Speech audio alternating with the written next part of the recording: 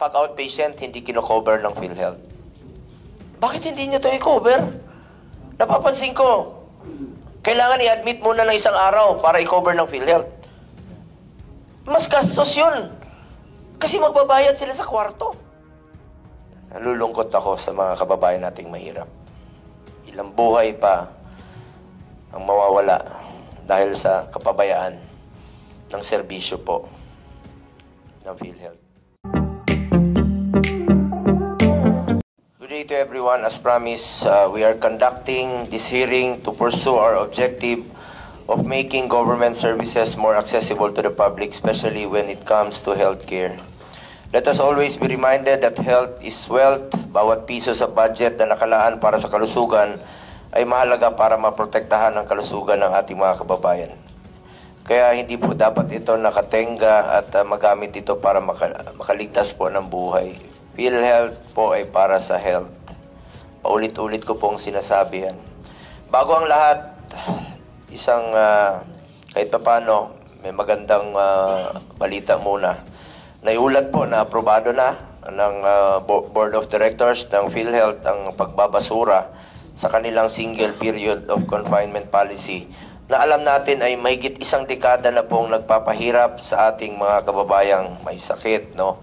2013 pa pala itong pulisiyang ito at hindi napansin. Napaka-common sense naman po yun. Sobra-sobra po ang pera ng PhilHealth. Yung single period of confinement policy ay nandiyan pa po. So, ilan na po ang na-deprive nito for the past 11 years since 2013. Pwede naman palang tanggalin. Sa kaalaman po ng mga kababayan natin, ito pong single period of confinement policy ay natuklasan natin sa dami pong reklamo na lumalapit sa aming opisina. Halimbawa po, nagka-bleeding kayo, buntis, masiselan yung pagbubuntis ninyo.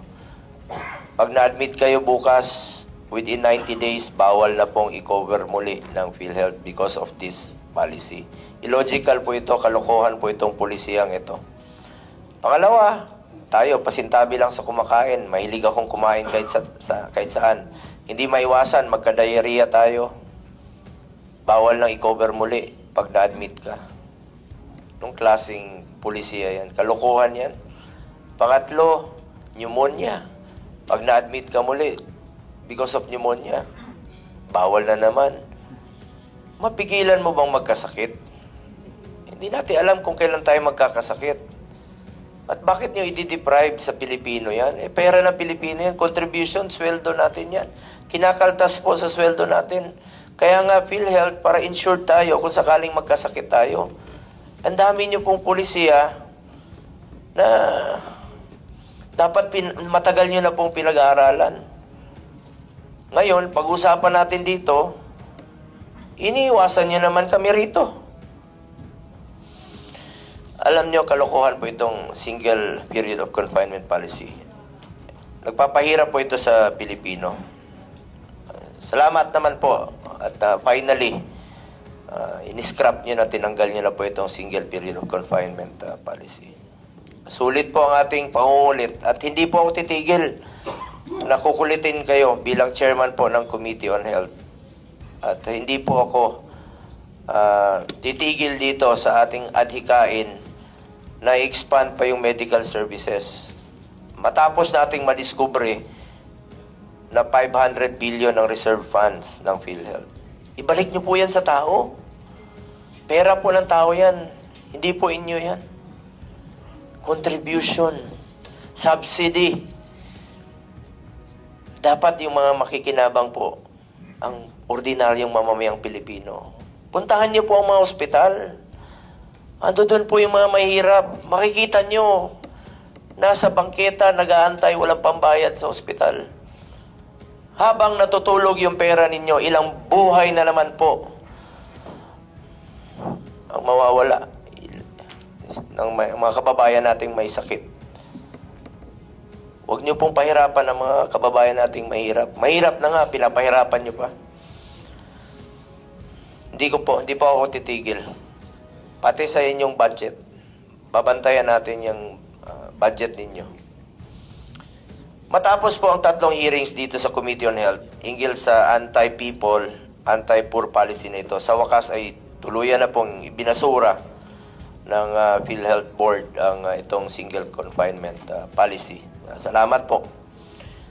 Sabi ko nga parate, ang taong may sakit, lalo na po yung mga mahirap nating kababayan, ay dapat po arugain ng PhilHealth ilang beses man siyang magkasakit, hindi isang beses lang sa loob ng itinakdang panahon.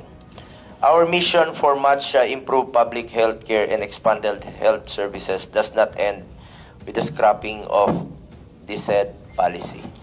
Patuloy nating kalampagin ang PhilHealth upang mas lalong mapabuti natin ang mga health care benefits and services, lalo na para sa mga mahirap nating kababayang Pilipino na walang ibang malapitan kung hindi tayong nasa gobyerno. May pera po Buti sana kung walang pera yung PhilHealth. Merong reserve fund, kaya nga po winalis ng National Treasury kasi sobra-sobra po yung pera.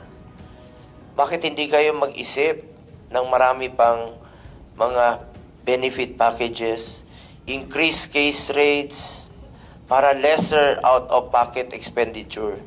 At babaan nyo po ang premium contribution muna habang sobra-sobra pa yung pera. Mag-isip po kayo. Marami pong klaseng sakit. Sabi nyo nga, 9,000 case rates ang pinag-aaralan nyo. Ang dami pong benefit packages. Halimbawa, nandito yung mga dental. Suggestion ng ating DOH, dental. Ang dami pang serbisyo na pwedeng i-avail ng Pilipino na hindi nila alam saan sila lalapit dahil hindi nyo po ini-expand ang benefit packages ninyo. Yung iba, sinulit, ginagamit. Pantanggal ng ngipin sa bundok, sa bukid sa amin, sa probinsya. Sa mata. Yung optometrist natin, mata, ang dami mga bata nahirapang magbasa. Ba't hindi nyo gawa ng mga benefit packages o mga programa na pwedeng mapakinabangan ng mga ordinaryong mamamayang Pilipino nag-aaral, na kandahirap pong magbasa sa pag-aaral nila dahil hindi po na-rediscover na may sakit sila sa mata, may problema po. Tumatanda sila. Bakit hindi nyo po gawing prevention? Yung paglala ng sakit? Ba't antayin nyo pang ma-admit? Tapos hindi nyo naman tutulungan ng buo, bakit hindi kayo tumulong for prevention? Marami pong sakit na pwede nating maagapan ng maaga. Mag-isip kayo, PhilHealth. Mag-isip kayo at magmalasakit kayo sa kapwa Pilipino.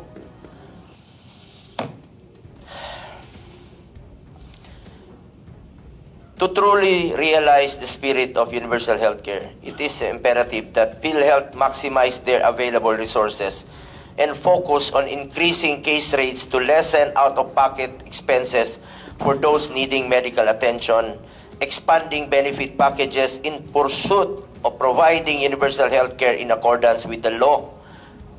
Hindi pa nga natin na-improve hindi pa natin na fully implement ang ating UHC.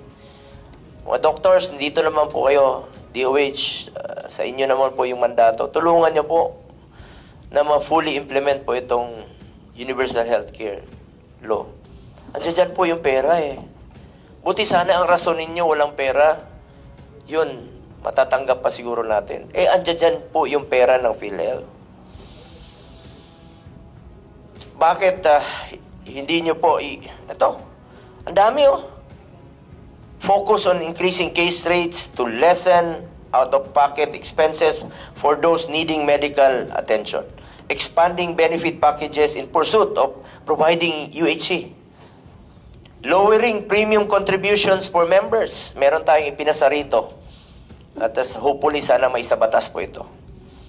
And repealing outdated policies that do not serve the best interest of the public. Ang dami pong pwede nyong i-repeal, ayusin. Ba't hindi nyo napansin yung single period of confinement policy? Kung sinabi nyo nga 2013, kung iba po ang namamahala ng PhilHealth nung panahong yon, nung kayo, bakit hindi nyo po napansin ito? Pwede naman palang gawin ngayon. Kailangan pa ba ng kami ang makapansin? Pwede nyo pong gawin yun. Common sense po yun. Itong pang-gobyerno, common sense po ito. At dapat may puso ka, may malasakit ka sa kapwa mo Pilipino. Pinapaalala ko po sa mga kapwa ko lingkod bayan, lalo na po ang opisyal ng PhilHealth, na mayroon tayong isang salita. Huwag puro promise.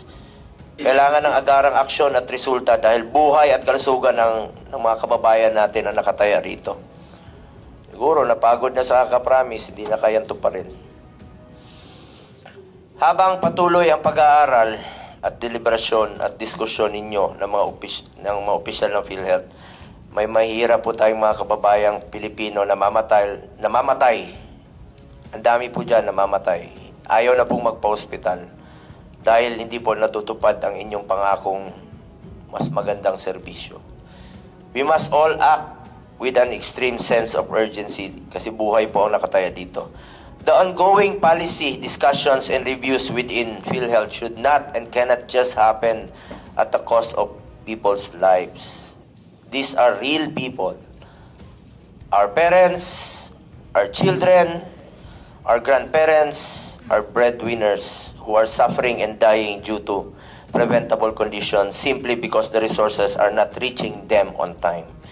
This is of the essence, and it is unacceptable that while administrative processes are dragging on, people are being deprived of the life-saving healthcare services they are entitled to. Meanwhile, we will continue to hold PhilHealth on its promise to further increase its case rates by at least 50% across the board before the end of November.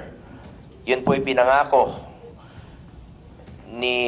during the last hearing ni Mr. Boy Promise, President Ledesma. At babantayan po natin ito. And to expand its benefits, particularly dental benefits, among others, by the end of December. We have to remind President and CEO Mandy Ledesma and the whole of PhilHealth that these commitments are not just mere numbers. They represent very real improvements in the healthcare experience of millions of Filipinos. Asahan po ninyo na tututukan po natin ito at hindi tayo papayag na mapako ang pinangako ito ng PhilHealth sa taong bayan. You are under oath when you delivered your promises to the people, and this committee will hold you to your promise. Uso pa naman ang contempt ngayon. Maraming sakit ang Pilipino na pwedeng agapan at bigyan ng pansin through early detection. Example, visual impairment, if untreated, may lead to blindness.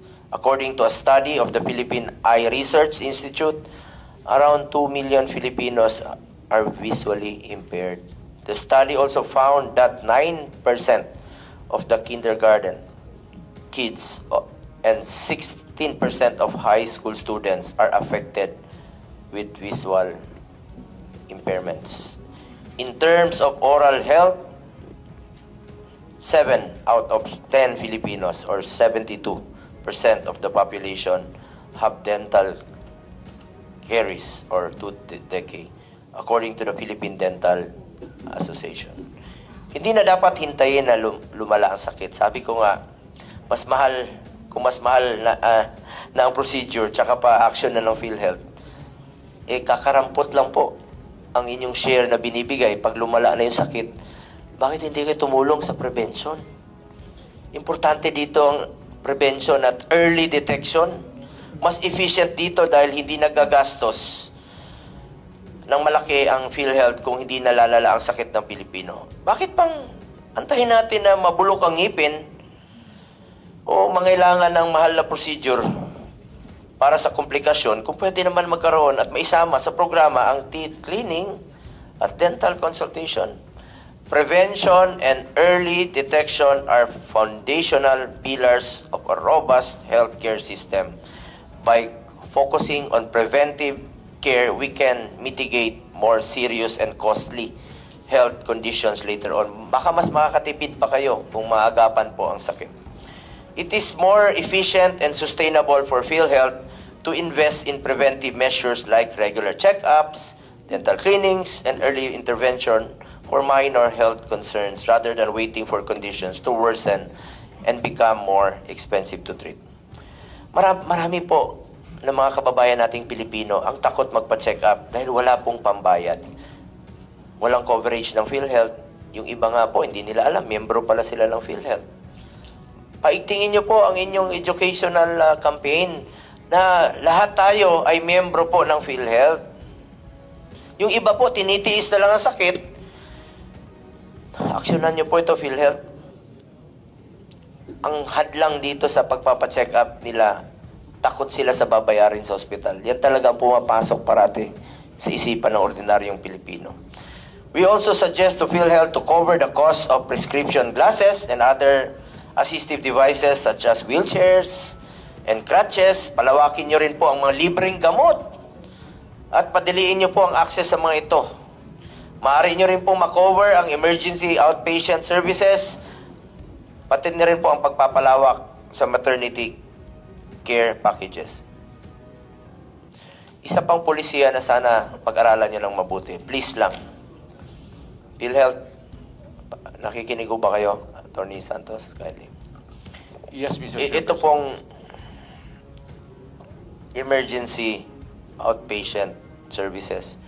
Di ba, pag outpatient, hindi kino-cover ng PhilHealth? Bakit hindi nyo ito i-cover? Napapansin ko, kailangan i-admit muna ng isang araw para i-cover ng PhilHealth. Mas gastos yun. Kasi magbabayad sila sa kwarto. E ba't hindi nyo i-cover yung kadalasan minor cases? Baka pwede nyo pag-aralan itong pulisiyang ito. Marami pong pupunta sa ospital na hindi na-admit, sasabihin ng doktor, di naman kailangan i-admit. Dahil kaya naman outpatient. Pero hindi sasagutin ng PhilHealth. Ang sasabihin, magpa-admit ka muna para sagutin ng PhilHealth. Eh, mas gasto sa kwarto yun. Ba't hindi nyo na lang gamitin yung pambayad sa kwarto? I-cover nyo na lang yung gamot. I-cover nyo na lang yung babayaran sa ospital. Bakit ganun? Anong klaseng polisiya yan? Halimbawa, nitong maternity care packages. For normal delivery, 8,000 lang po ang coverage ng PhilHealth. Samantalang umaabot sa 40,000 ang actual cost nito. Dapat taasan rin po ang benepisyo para sa mga treatment ng top 10 leading causes of death. Baka maagapan natin ito. 10. Pwede maagapan. Ilang buhay pa ang pwede nating masalbar? Tulad ng sakit sa puso. Yung iba hindi na kayang magpa-angiogram, hindi na kayang magpa-bypass, atakihin na lang po sa puso. Diabetes, pneumonia. Bukod dito, dapat ring aralin ng PhilHealth ang pag-cover sa wholeness treatment para sa cancer patients. In a wholeness center, patients are attended to by a team of psychiatrists, doctors, and therapists working together to support comprehensive health and overall well-being. Isa lang po ito sa mga maraming sakit. Di naman po ako doktor, pero common sense lang po yan. Dami pong sakit na pwede niyong tugunan. Dami pong sakit na pwede niyong tulungan na maisalbar ang buhay ng Pilipino. Isa pang mahalagang may pagpabuti natin ay ang pagpapalakas ng mga information campaign para magkaroon po ng masapat na impormasyon ang mga Pilipino sa mga makukuhang serbisyo sa PhilHealth kung paano nila makukuha ang mga serbisyong ito. Kung kaya nyo nga, maglagay ng billboard dyan. May mukha ninyo. Ilagay nyo yung mga benepisyo. Sa totoo lang po, tinutulungan namin kayo, imbis na patulugin ang pondo, gamitin nyo po ito at mag-isip ng iba pang benepisyo na mapapakinabangan po ng Pilipino. Ngayon, hihingi kayo ng subsidy for 2025. Isobra naman yung pondo ninyo. Ano kayo, bangko? PhilHealth nga eh. Para sa health to save lives. Kaya nga po tinututulan natin ang pag-transfer ng PhilHealth funds sa National Treasury dahil ang PhilHealth po ay para sa health. In this hearing, we will also cover several areas of concern including the continued effort for the provision of health emergency allowance for qualified health workers, marami pa rin po sa ating mga kababayan ang hindi pa po nakakatanggap ng kanilang hiya. Kahit sabihin nyo, by October, tapos na po ito, bayad na po ito, hindi pa rin po ako makukontento habang, ayun, marami pa, ayun. Pakinggan nyo. Hindi pa ako nagsasalita, yan ang sisigaw.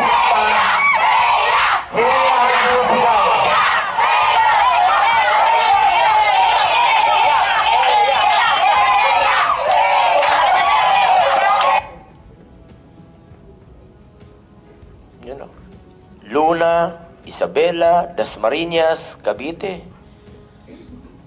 Anyway, bigyan nun natin ng pagkakataon ng DOH na sagutin po ito dahil ang pinangako nila before October ends ay matutugunan na po ito. At nirelease naman po ng DBM sa DOH ang pondo. Problema lang dito, pakiusap ko lang, please reconcile your records. Yung mga validated at qualified naman po, pakiusap ko lang po sa inyo. Balikan nyo po ito, Yusek Bravo, Sec Domingo. Yun naman pinangako ninyo ni Sec Herbosa. We will also further push for better health infrastructure in communities, such as the establishment of super health centers, which we advocated for, and proper implementation of the Regional Specialty Centers Law, which we principally sponsored. 24-0 po ang boto nyo dito, Regional Specialty Centers, dahil alam po nila na makakatulong po ito sa mga kababayan natin na ilapit yung serbisyo medical through super health centers. May karamdaman sa heart, hindi na kailangan pumunta ng heart center, doon na po sa mga selected DOH hospital. Suportahan niyo po ito, kaya natin isinabatas ito para tuloy-tuloy po ang pagpapalawak ng mga specialty centers all over the country. We will also discuss 12 measures that aim to establish and upgrade new public hospitals. Sa kaikot ko po sa buong Pilipinas, marami pong mga hospital, kulang talagang hospital beds, kulang talagang pasilidad, kulang talaga yung infrastructures. Isang kama, 2 pasyente. Paano gagaling yung pasyente kung ganun po ang kanilang kinatatayuan? We shall also seek updates on the medical assistance program of the government in line with Republic Act 11463 or the Malasakit Centers Act. Parte po ng Malasakit Center ang PhilHealth, at kung hindi kaya ng PhilHealth sagutin ang gastusin sa ospital, lumalapit po ang mga pasyenteng walang pambayad sa mga medical assistance program ng gobyerno. Kaya importante po ang ginagampanan rin po ng ating DOH dito through MAIP program. Sana po wag naman po kayong umasa lahat sa MAIP.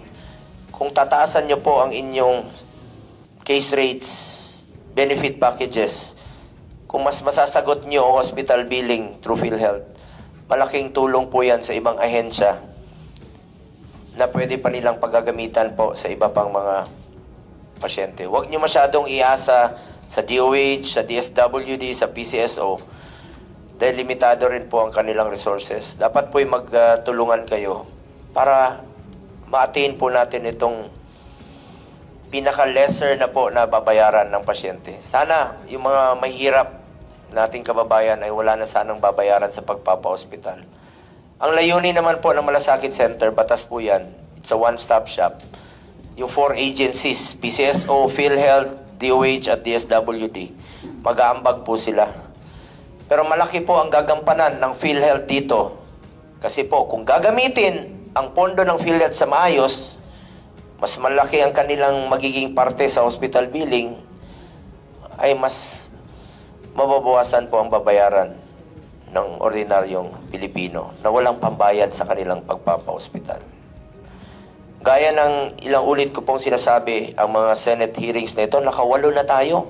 3 hearing na po sa about PhilHealth, nakawalo na tayo, including health emergency allowances. Pang-siyam na po ito na hearing. At hindi po tayo titigil kung kakailanganin linggo-linggo. Ang problema lang, baka hindi na naman tayo sisiputin. Gaya ng ilang ulit ko sinasabi, ang mga Senate hearings na ito ay upang mabigyan ng boses ang kapwa nating Pilipino at marinig ang kanilang saloobin para sa mga batas at pulisiya na ating isinusulong ay angkop sa kanilang tunay na pangangailangan. Dapat po'y manggagaling po sa inyo lahat sa baba. Mas alam nyo po ang problema sa baba. Malaki po ang magiging contribution ninyo. Kaya napaka-importante po itong hearing na ito. Dahil bukas po ang aking opisina, you have the avenue to speak po dito sa committee ito para matulungan natin ang mga government agencies na mas mapaganda pa ang kanilang serbisyo, mapalawak pa ang kanilang serbisyo. Maraming salamat po. Inilalabas ko lang po ang aking saloobin. At masamang-masama ang loob ko habang nagdurusa po ang mga pasyenteng mahirap nating kababayan, ay nandiyan pa po ang pondo ng PhilHealth na natutulog. Sakit. Nalulungkot ako sa mga kababayan nating mahirap. Ilang buhay pa ang mawawala dahil sa kapabayaan ng serbisyo po ng PhilHealth. Please, shape up. Gamitin niyo po yung pondo ninyo para sa mga mahirap nating kababayan. Pera po ng tao yan. Hindi niyo po pera yan.